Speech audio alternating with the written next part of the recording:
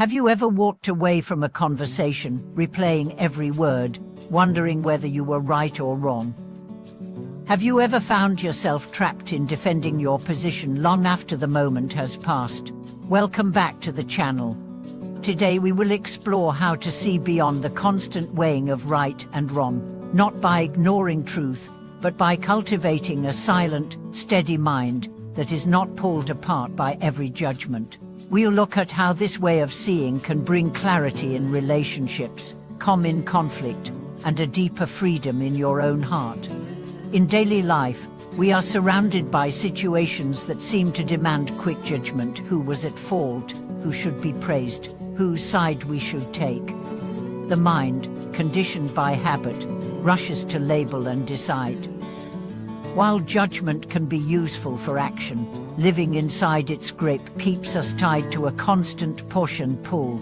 To see beyond right and wrong is not to erase discernment, it is to stand in a wider space, where clarity and compassion can act without the weight of ego. Imagine a co-worker making a mistake that causes you extra work.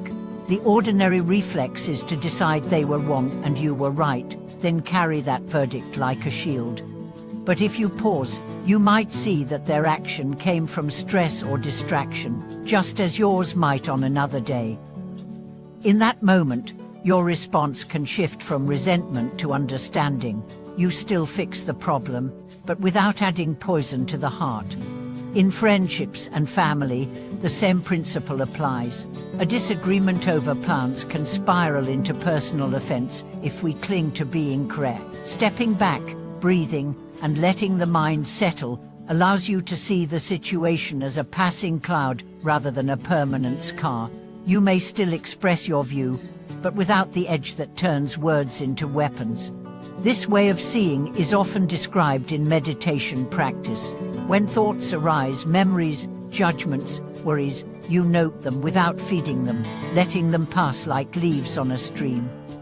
Over time, this skill carries into the rest of life. The mind learns it does not have to attach to every "I am right" or "they are wrong" that appears. It can remain open and stable, responding to reality instead of to reflex. There is a story of a meditation teacher whose student complained about another practitioner's bad habits in the hall.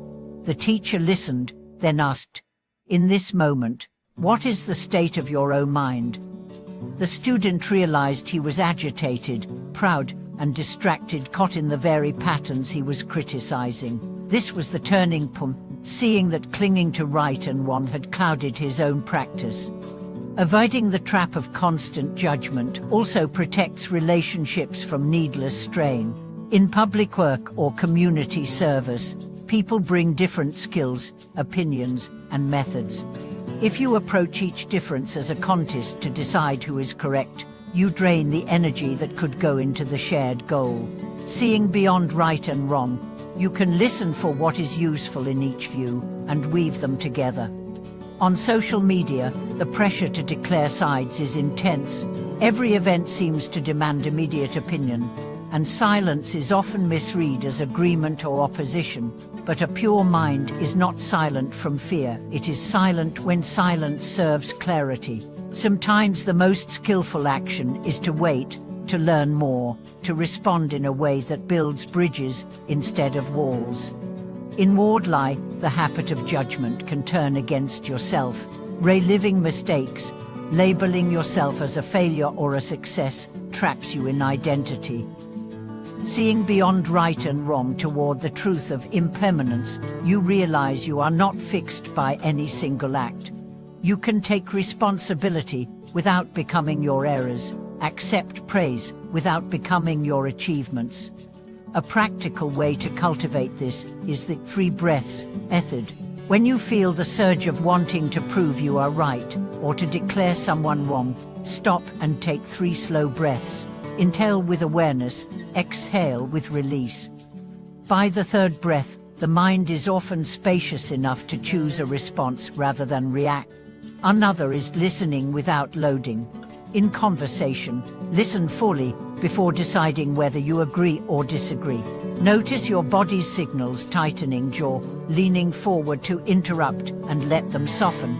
Often, by the end of truly hearing, you find less need to argue. This does not mean you abandon moral clarity. There are times when harm must be named and addressed, but even then, the action comes from steadiness, not from the turbulence of ego. You speak and act from a mind that has seen the whole field, not just the corner where your own view stands. In ancient stories, sages were often portrayed as smiling in the face of insult, not because they agreed with false accusations, but because they saw the words as passing wind. Their dignity came from a mind that was not hostage to others' judgments. This same dignity is available today in offices, kitchens, and city streets.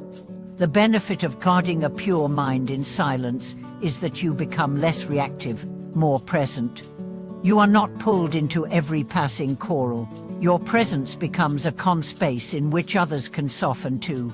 Over time, people may come to you not for your opinions, but for your steadiness. So as you go through the week, watch the moments when the urge to be right or to declare someone wrong is strongest. Experiment with 3 breaths, with listening without loading, with letting the mind stand in the wider space. Share what you find in the comments so we can learn together. Subscribe to the channel for more ways to bring clarity and peace into everyday life. And if this conversation lightened your heart, give it a like so it can reach someone else. Thank you for watching this video.